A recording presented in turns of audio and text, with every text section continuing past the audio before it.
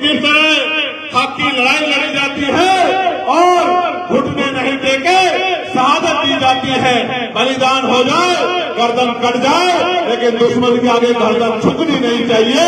ये बहुत बड़ा पैमाना, ये बहुत बड़ा उदाहरण हमारे सामने है। प्यारे साथियों, आज यहाँ जिन साथियों की वजह से उत्तर प्रदेश में आज 9वां सम्मेलन, निमेश साहब 10वां कह रहे थे, हाँ 10वां ही ग्रेड था, लेकिन 9वें सम्मेलन की जो गोरखपुर था परमिशन कैंसिल कर दी गई थी, इस वजह से 9वां नहीं हो पाया।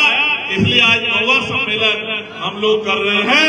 वो 9वां सम्मेलन आने वाले समय में हम लोग करेंगे। प्यारे साथियों, आज ये जो प्रबुद्धन सम्मेलन हम लोग कर रहे हैं, इसका उद्देश्य क्या है, ये बात मैं आपको समझाना चाहता हूँ। ये प्रबुद्धन सम्मेलन इसलिए किया जा रहा है कि बहुत सारी पार्टियां ये कहती हैं कि एक ही जात के लोग प्रबुद्ध होते हैं। वो पुराने समय से एक ही जाति के लोगों का प्रबुद्धन सम्मेलन कराते हैं और ये कहते हैं कि यही प्रबुद्ध है, यही रास्ता दिखाएंगे, इनके पीछे हमें चलना है। और मैं भगवान बुद्ध को मानने वाला चंद्रशेखर आजाद और आजाद गुलामी की बेड़ियों को काट के, अपनी मानसिक गुलामी को छोड़ के आजाद हुए समाज से ये आज प्रबुद्धन सम्मेलन के माध्यम से ये बात रखना चाहता हूँ कि मनवाली व्यवस्था में तो ये बात मानी जाती थी कि जाति के आधार पे कोई प्रबुद्ध हो सकता है, लेकिन बाबा साहब अम्बेडकर के संविधान ने तो ऐसी व्यवस्था की है। प्रबुद्ध का मतलब है जो समाज का नेतृत्व करता है, समाज को राह दिखाता है, जो डॉक्टर है, जो इंजीनियर है, जो वकील है, जो जज है, जो पटवारी है, जो सेक्रेटरी है, जो IAS है, जो IPS है, जो समाज में लेखक है, जो पत्रकार है।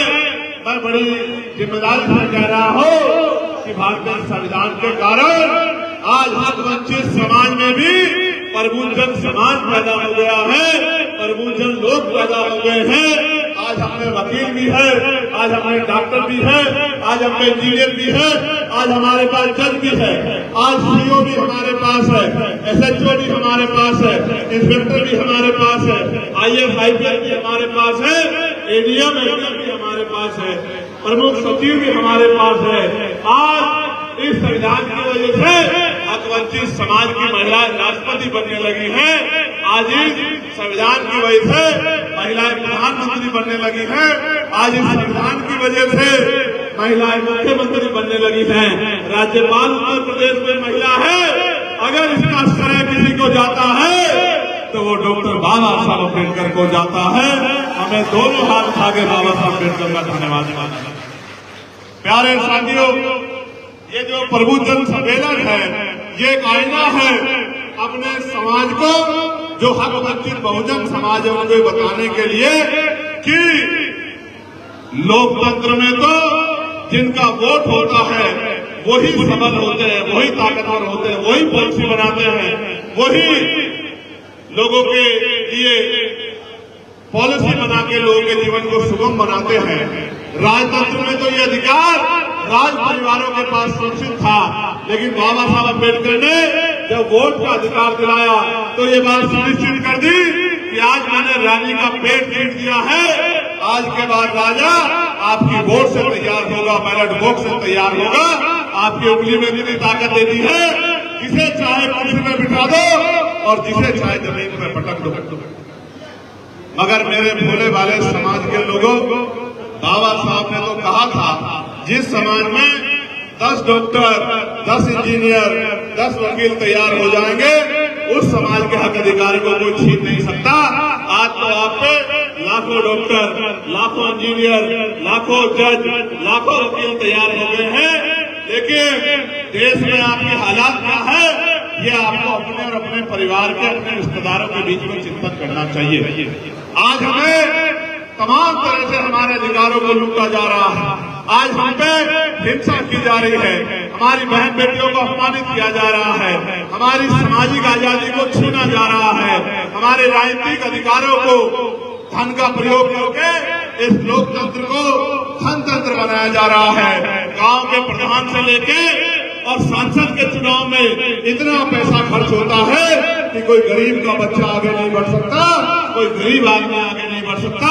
पैसे वाले लोग ही गांव के सरपंच से लेके और प्रधानमंत्री बन रहे हैं। तो हमारी सामाजिक, धार्मिक, राजनीतिक अधिकारों पे जिस तरह का हमला हो रहा है, हम उसके लिए क्या कर रहे हैं?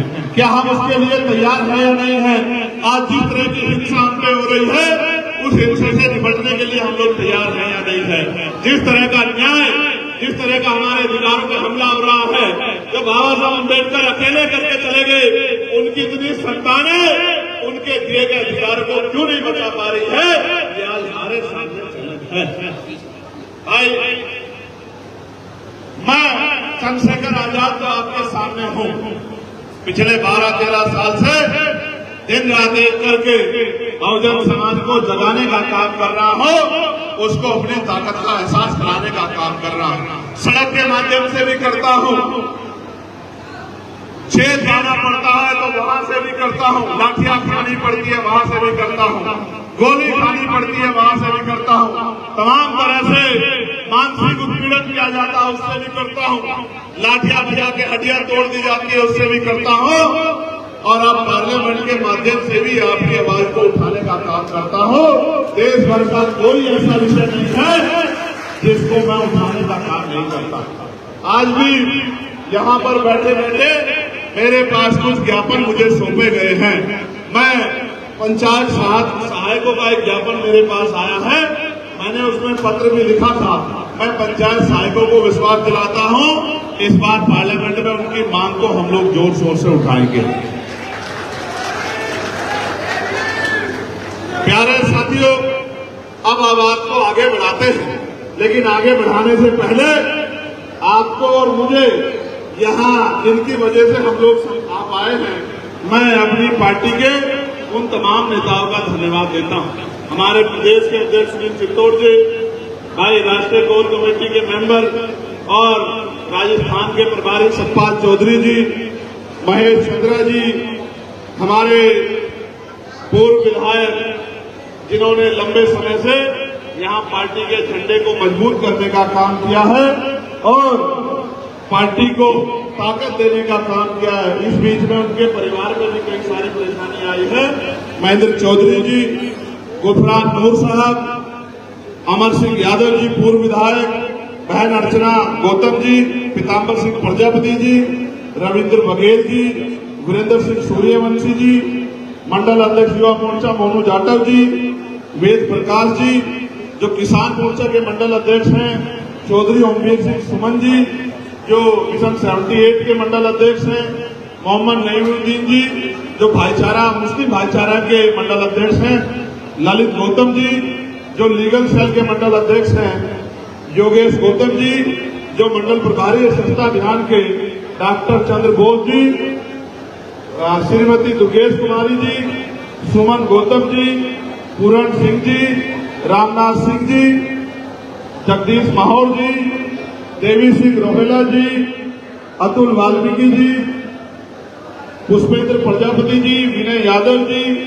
रिजवान अहमद जी, प्रकाश चंद जी, विशाल जी, उदयवीर सिंह जी, चंद्र प्रकाश मौर्य जी, जावेद खान जी, रोहित कुमार जी, डॉक्टर शिव सिंह जी, गजेंद्र बघेल जी, जितेंद्र टाइगर जी, बच्चू सिंह दरोगा जी, सुनील कुमार सूर्यवंशी जी और तमाम वो साथी जिनमें हमारे वरिष्ठ पत्रकार संजीव जी जो यहाँ चल के आए हैं और भाई गुरुचरण सिंह जी पूर्व रिटायर इंस्पेक्टर, तमाम साथी मैं इनका धन्यवाद करता हूँ क्योंकि इन्हीं की वजह से मुझे आपके बीच में पहुंचने का मौका मिला।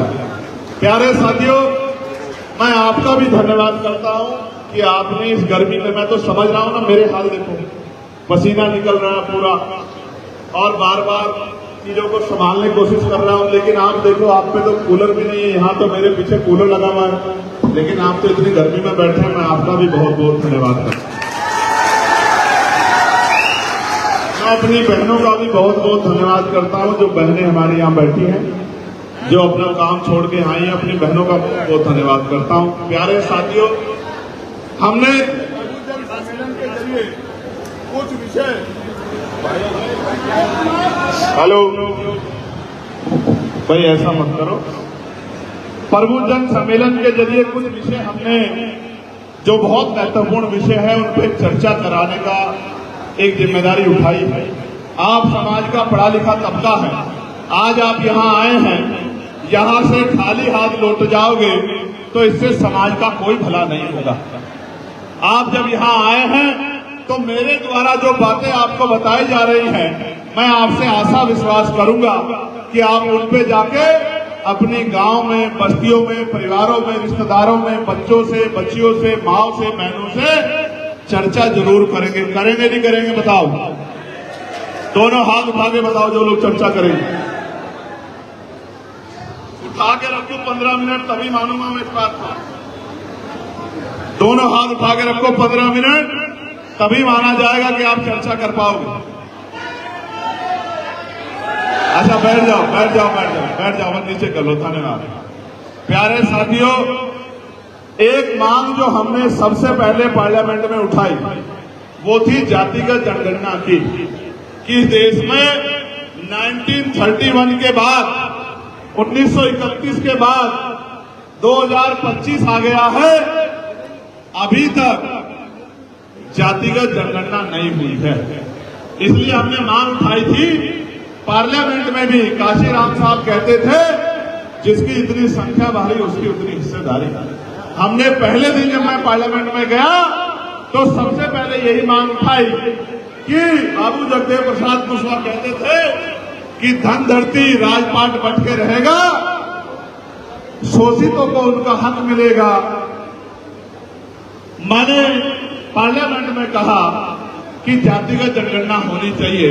अभी कुछ दिन पहले सरकार ने कहा जातिगत जनगणना हम लोग कराएंगे, लेकिन बात सिर्फ जातिगत गणना की नहीं, जातिगत गणना तो एक शुरुआत है। तो दोस्तों, आप लोगों ने वीडियो देख लिया है। चंद्रशेखर आजाद भाई बिल्कुल एकदम सही बात कर रहे हैं।